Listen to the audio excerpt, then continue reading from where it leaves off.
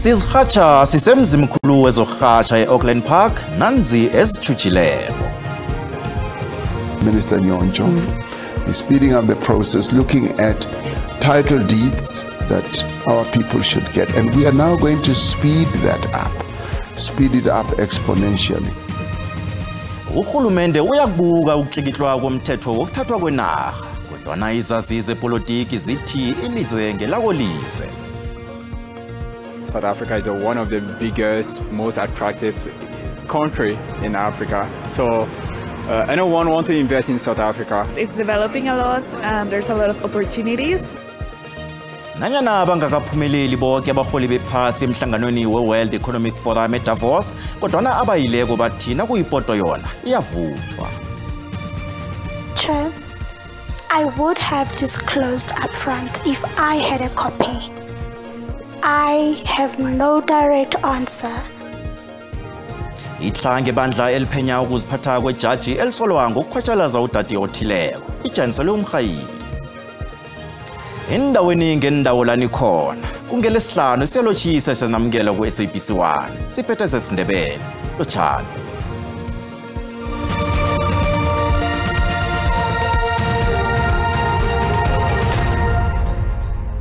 Ukutlikitlwa komthetho wokuthathwa kwenarha ngaphandle kokuliliswa kubuyise imkhumbulo ebantwini ngemthethomlingwa efana ne-NHI ne-Bella Bill ekumthethomlingwa umengameli ayitlikitle yabamthetho. Abanye bambukile umengameli, kanti abanye bathi ukutlikitlwa komthetho lo akusiyinto efunekako ukujugulula impilo yabantu beSouth Africa msinyana. I will admit that we have moved rather slowly, and I was very pleased that I appointed a minister from another party that has always spoken about the land, and I've basically said to him, without putting his feet to the fire, I've said, you have always advocated for land, and now I'm giving you this responsibility, speed up the process. Ezinye inhlangano zepolitiki ezingaphakathi kwakarhulumente webumbano zithusele ngokuyokumangala ngokutlikitlwa komthetho lo. Kanti ANC yona imbukile umengameli Ramaphosa ngokuthulandela inqondo ezathathwa emakhonferensini amabili we-ANC adlulileko. Nanyana babuka njalo abanye, kodwa nomunye umcozululo uthi abe akutsho litho. It has been in the making for 20 years, since 2004, when the ANC had 2/3 majority in South Africa, to pass it in one go, in one session, in one 5-year period, implement it, and succeed with it. Now, it's a 40% ANC, it's a weak ANC. So to say that Ramaphosa is implementing ANC policies, it's a far-fetched idea. There's nothing bold about it. Esinye isazi sezepolitiki sithe umthetho lo uhlolisisa ukunzinza kwakarhulumente webumbano njenge-Bella Act. Those that are our leaders should be able to negotiate, they should be able to reach to one another, but at the end of the day, they should agree. This could be a very good test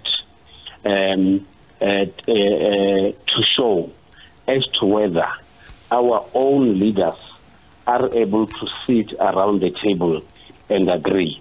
Kusesenjalo, esikhathini sizaki ANC itizimisele ukufinyelela nakezinye inhlangano kobanyana izokwazi ukukhibelela ezinye indinyana zomthetho sisekelo ezikhuluma indaba yenarha.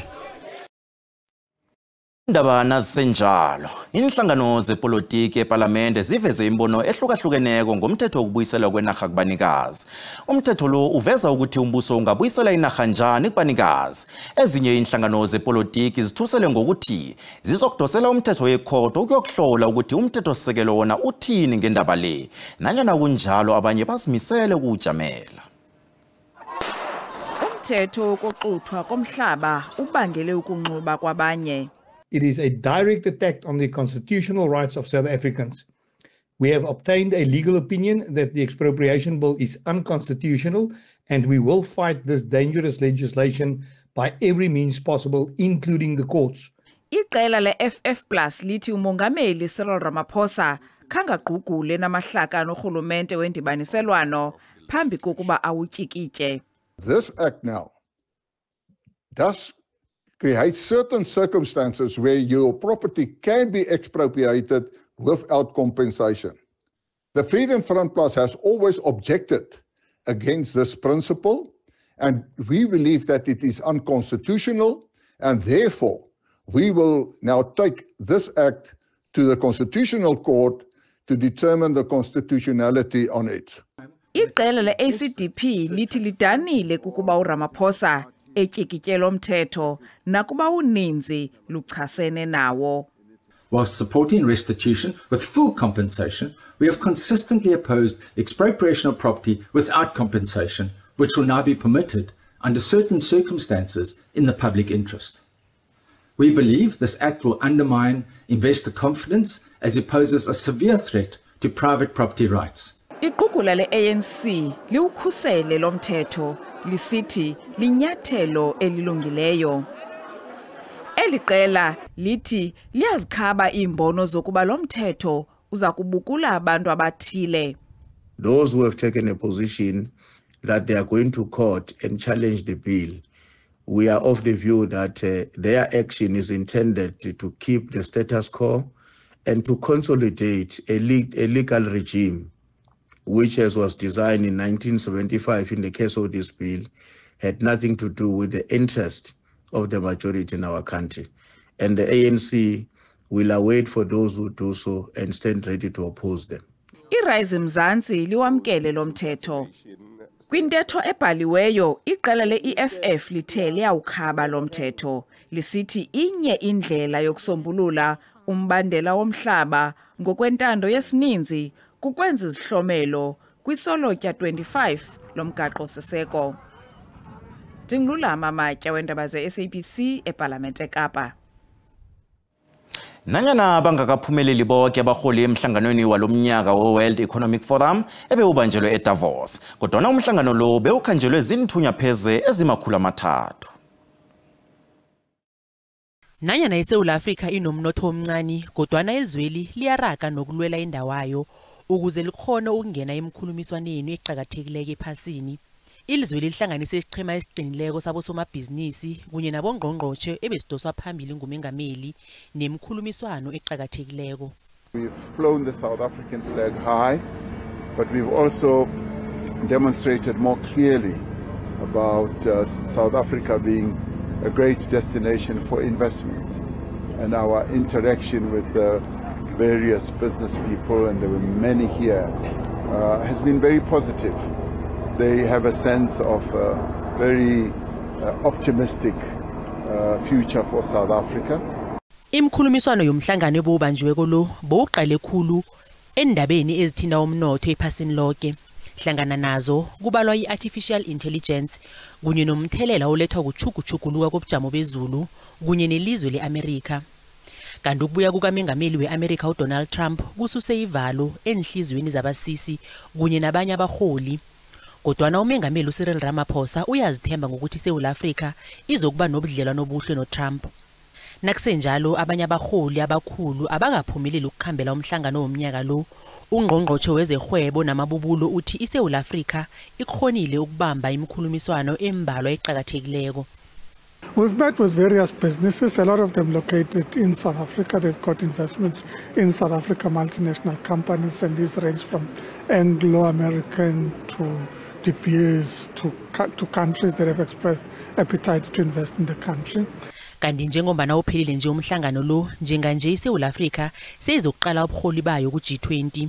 Ilizweli lizibophelele ukuragela phambili namahlelo wayo okuhlela ngobutsha ukuze kurarululwe intshijilo emsebenzini yamabhizinisi. Umengameli weAmerica uDonald Trump uthi ubona kuzokuba nobudlelwano phakathi kwelizweli neChina eminyakeni emine ezako. Ilizwe leChina ne-United States zenza amaphesenti ama-43 womnotho wephasi lonke. uTrump uthi ubona buzokuba buhle ubudlelwano phakathi kwamazwe amabili la. I think that we're going to have a very good relationship.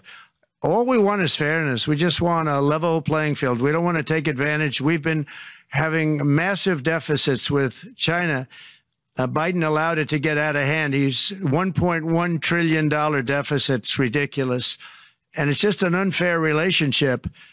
And we have to make it just fair. uTrump wethula inkulumo yakhe emhlanganweni we-World Economic Forum eDavos eSwitzerland ngobzinzolwazi waveza bona uthemba ukuthi iChina izokusiza ukuqeda ipi phakathi kweRussia ne-Ukraine. Isiyeleliso. Indaba elandela kule inezomseme engenzeka zilumele kabanenhliziyo ezibuthakathaka. Lilanga lechumi namhlanje kuraga ibandla elilalela ukuziphatha kwamajaji lapho kuchukwa ngembuzo unobhala wejaji uAndiso Mengo. Ebandleneli kuhlose ukuhlola ukuthembeka kwalokho athi batsho kwenzeka. Umjameli kaMengameli wamajaji weMpumalanga Kapa uSelby Mbenenge, uAdvocate Moses Khakhane urakele phambili nokutshijila ihlangothi lendaba kaMengo ayiveze nakafaka isimangalo malungana nokukhotshalazwa ngoTshirhweni ka-2023 ngemva kokutshelwa bona isingongoyilo asifaka ngoNobayeni ka-2022 salahle. Umjameli kaMbenengo besolaphikisa athi nokuzaza ngalokhu uragele phambili nokuhlola zombili ngongoyilo umutsho ngomutsho ukutshengisa ikhotho bona ziyafana kunobuchaphe ekuhlolweni.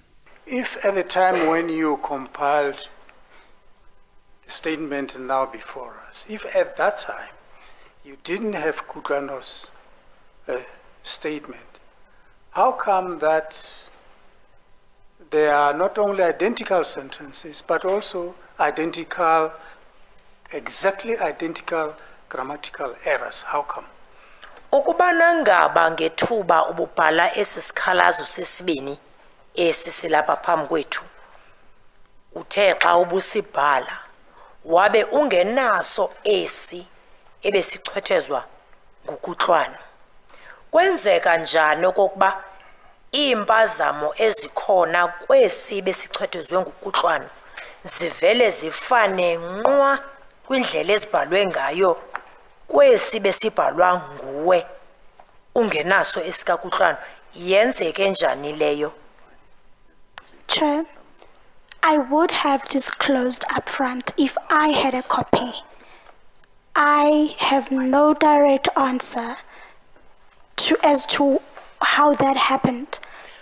Mhlali ngaphambili benda kuyinikezela impendulo kwangoko ukubana ngabana bendiye ndaba nayo lembalelwano ngaphambi kwexesha. Andinayo ke impendulo engqale ngqo kulo mbuzo. Namhlanje ibandla beselihlanganisa amalanga ali-10 lihlezi lijanyisiwe ukuthoma ngezi-5 ukufikela ngezi-16 komrhayili. Nasibuya entolo. We're going to build the school in 2027-2028 financial year.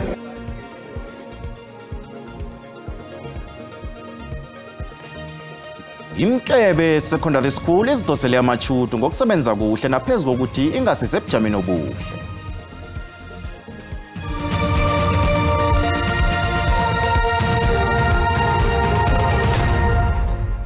Siyakwamukela mbukeli na uceda ukungena indaba zisekhona kanina zikuphundileko uyazithola ku YouTube, SABC Plus, TikTok, X na ku Facebook.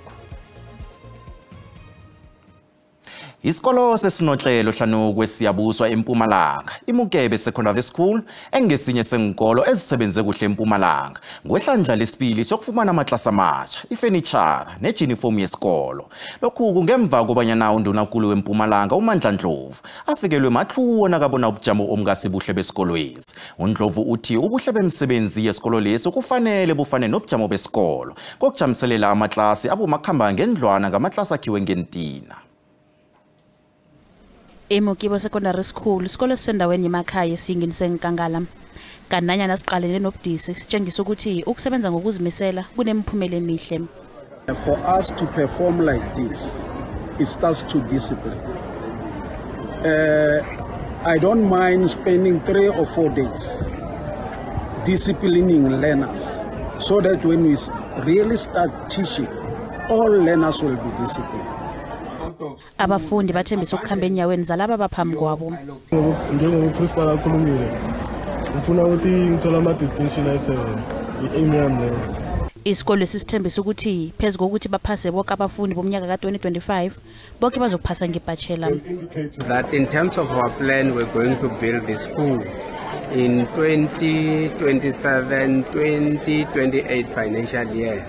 But I promise that we will engage and see if we cannot be able to bring Chasinje down, to bring it down to 2025-2026. ababelethi bathabela indima elinywa nguprinsipala nabotitshere ekubekeni isikolo esemebheni. Isikolo esihlangana neenkolo ezinabantwana abavela emphakathini ehlagako esisebenze kuhle khulu esifundeni esi. UNdunankulu uthembisa ukunikela ngejinifomu yesikolo epheleleko kizo zonke iinkolo ezima-58 ezinabafundi bakametric abaphase boke. Zivuliwe iinciwi zenyamazana ezili-17 zeMpumalanga ebezivalwe ngonobangela womtjhagalo wabasebenzi. Abasebenzi beziko elitjheje amaphaka kunye nezevakatjhobukelo eMpumalanga bebangenele umtjhagalo. Hlangana nokhunye bafuna ukutjhuguluka kobujamo abasebenza kibo. Iyuniyoni inehawu kunye ne-MTPA bavumelene ngokurarulula imiraro yabasebenzi enyangeni ezizako. Kubuyela ebujameni ukusebenza iinquni zenyamazana ezili-17 ebezivalwe isikhathi esingaphezu kweveke ngonobangela womtjhagalo wabasebenzi.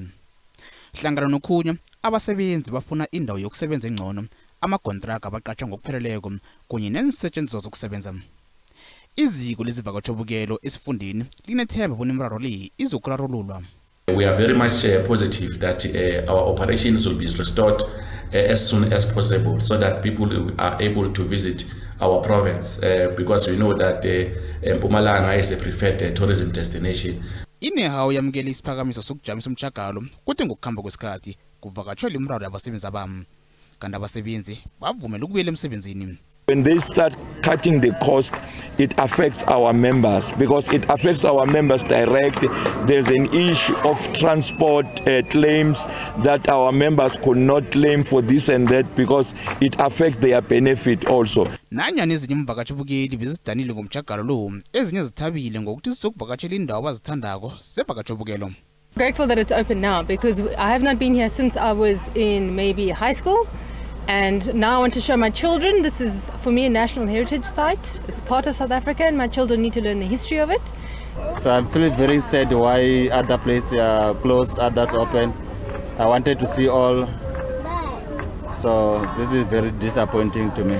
Izigwili lilahlekelwe zinkulungwana zamaranda ngokuvala kwendawo ezimbi.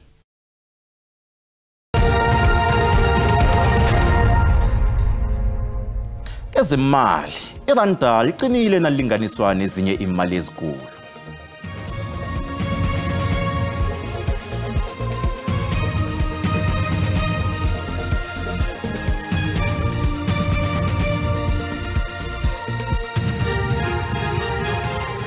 Ekhasini lethu leFacebook sibuze ngalindaba ephilako. Asicale umbono wakho mbukeli welandela.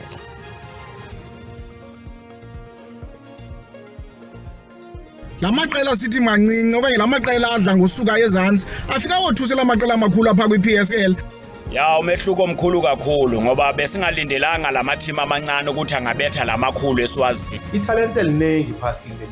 Mina ngibona kuyinto ehle iNedbank Cup iveza amathalente amaningi. Ijame kuhle idraw ngoba ipha ingcheme ezincane bona zikhona udlala nenicheme ezikhulu. Ama ezikhulu ezifana nalabo Orlando Pirates, Kaizer Chiefs, Sundowns zingakhona ukuthatha namkha ukuthenga abadlali abasengchemeni ezincane. Lezi zinkulu ziyifumane phaya abantu iplayer esentsha namathimu lawa amancane ayeza ukuthi amathimu lawa amakhulu nadlala nabo kube nzima. Hayi mina ngokubona kwami bakhishwe nje lamaqembu amaSuper League ngoba manje azophazamisa iChiefs nje ayikho into ayizele lapha. Kanjalo kuvundululeka namakhono abadlali abasebancane abasaphuma emaqenjini asephansi. Umbono ngewumbukeli SABC ayizokuthweswa umlando wokuziphendulela kombono wombukeli. Kezibuya nabazumi ukhona uzihlahla. Nikhamba ngaziphi namhlanje izihlahla? Siyathokoza bongo silotshisa umbukeli ngaphambi kokuthi ngitsho ukuthi siphethe namhlanje ihlelo lethu lizokuphela ngo-2027 ngonobangela womdlalo webholo okhona. Indaba esiziphetheko ke enambama namhlanje inhlangano zepolitiki lapha eParliament eziveze imbono eyahlukeneko mayelana nomthetho omlingwa otlikitlo ukuba semthethweni umthetho lo wokuthathwa kwenarha. Ngale kwalokho namhlanje lilanga elikhulu lentshabatshaba lezefundo. Sizokhe ke sitshejeke amaziko la afundisa ngamakhono wezandla ukuthi adlala yipi indima ebantwini abatsha benarha le ukuthi bathole umsebenzi. Ngiyo ke indaba isoyikhulumisa khulu enambama namhlanje. Sithokoza ithuba.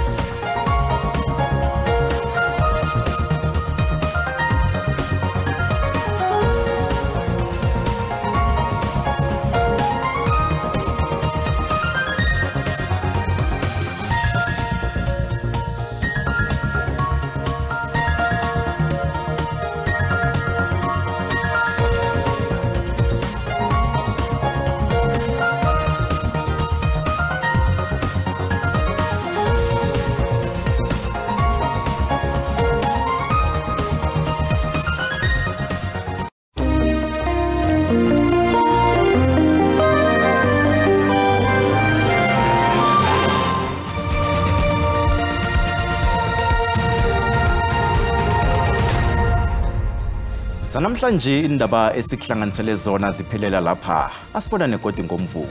Ngiyukhobongile.